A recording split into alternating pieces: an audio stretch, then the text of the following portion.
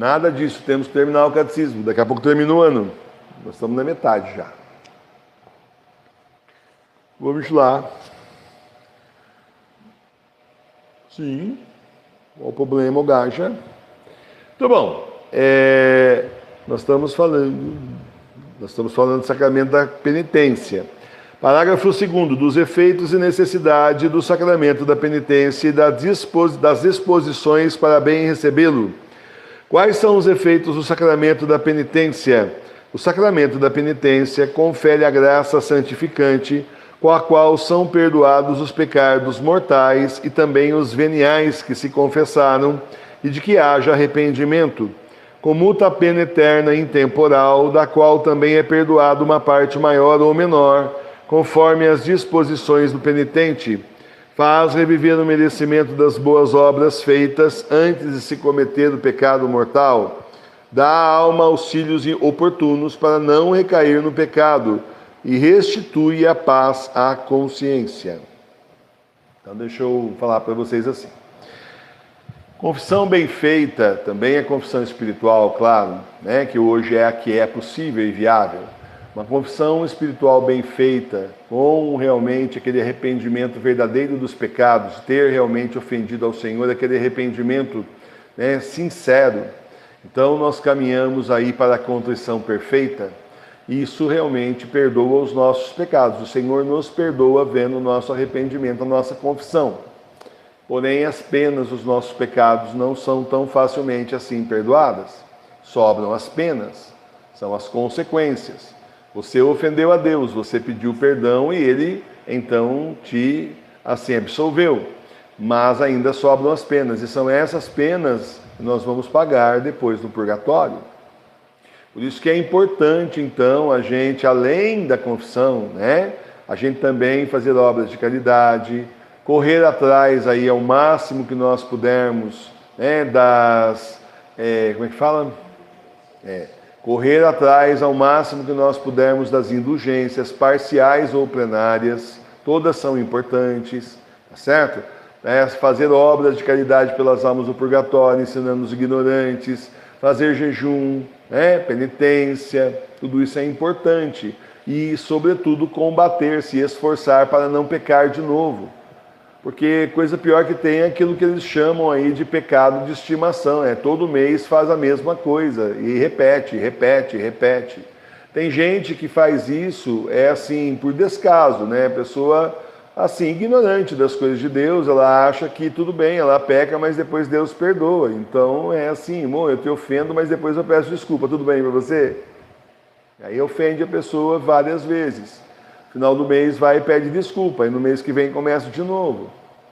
Então, isso não é válido, porque a pessoa não está se arrependendo de verdade a ponto de combater o pecado. Você fala assim, professor, mas eu combato o pecado, mas quando eu vejo eu caio na mesma casca de banana e levo aquele tombão e caio no pecado de novo. Então aí você precisa entender por que você está pecando, fazendo sempre a mesma coisa, os mesmos pecados. Qual é o mecanismo que está te levando para isso?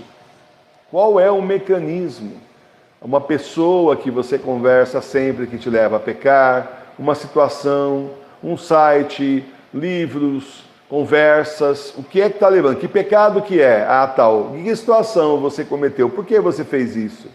Em que situação você cometeu? Vale uma análise para você poder vencer. Eu não estou falando para ir para psicólogo, estou falando para você analisar o pecado para que você possa vencer, então, o pecado e não cair sempre na mesma casca de banana. Professor, tem um problema, cada vez que eu entro no site X de notícia, tem uma mulher pelada lá e eu acabo pecando contra a castidade. Então não entra naquele site de notícia, muda de site de notícia, não é? Então você evita o pecado, assim como São Felipe Neri tinha ensinado, fuja das ocasiões do pecado. E ele fugia mesmo, sai correndo. Então evitar esse tipo de coisa, de distância das pessoas que te levam a pecar. Resolva aí a sua vida, vá entendendo por quê. Às vezes tem uma questão psicológica, olha, você peca, tem toda uma questão, uma história psicológica na sua vida que leva você àquele pecado. Pode acontecer. Então o importante é a gente estar combatendo os pecados. E para combater os pecados a gente começa primeiro estando vigilante. E segundo, a gente continua procurando entender os mesmos pecados porque são cometidos e vamos evitar as situações que nos levam a pecar. Aí pronto, está resolvido o problema. Né? Muito bem, com a ajuda de Deus, porque sozinho também você sabe que não dá. Precisa da ajuda de Deus, Nossa Senhora e do seu anjo da guarda. É o sacramento da penitência necessário a todos para se salvarem? O sacramento da penitência necessário para se salvarem a todos que depois do batismo cometeram algum pecado mortal. É bom se confessar com frequência? Confessar-se com frequência é coisa ótima, porque o sacramento da penitência, além de apagar os pecados, dá as graças necessárias para evitá-los no futuro. Tem o sacramento da penitência a virtude de perdoar todos os pecados, por muitos e grandes que sejam?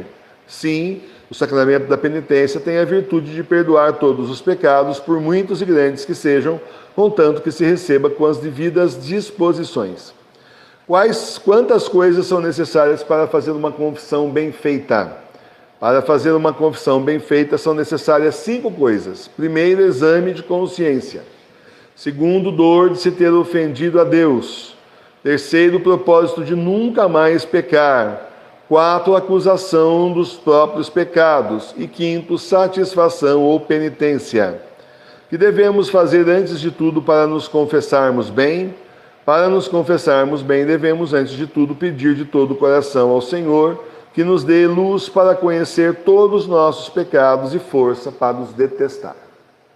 Então, a primeira coisa é pedir ao Espírito Santo que nos mostre os nossos pecados, aqueles que inclusive você não vê que você fez. Muita coisa que você hoje sabe que é pecado, talvez há 3, 4 anos atrás você não soubesse, você não entendia Deus direito, você não estava na caminhada como você está agora.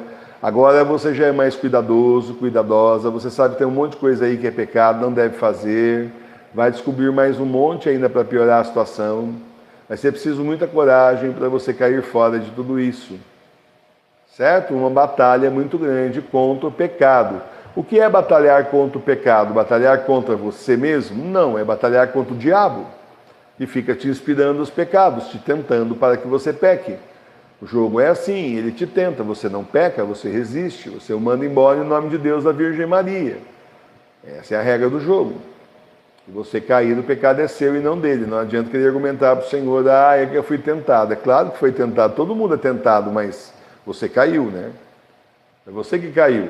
O demônio não te empurrou, ele simplesmente te mostrou o pecado, né? Sugeriu, atiçou, mas não foi ele que fez o pecado. No fim das contas, quem faz o pecado é você.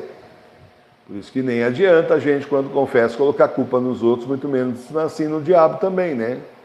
Porque o Senhor sabe que foi tentação, mas o Senhor também sabe que você tem que resistir. O Senhor mesmo não resistiu às tentações do deserto, exemplo para nós. E olha que lá o demônio usava aí as escrituras.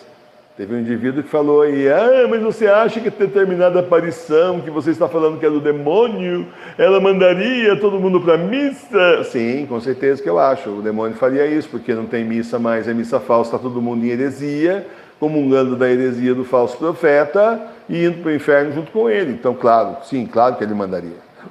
Aí o outro apareceu hoje. Mas você acha que o demônio mandaria a pessoa se confessar? Sim, sim, claro que mandaria. Especialmente essa confissão aí que nós temos agora, mandaria sim.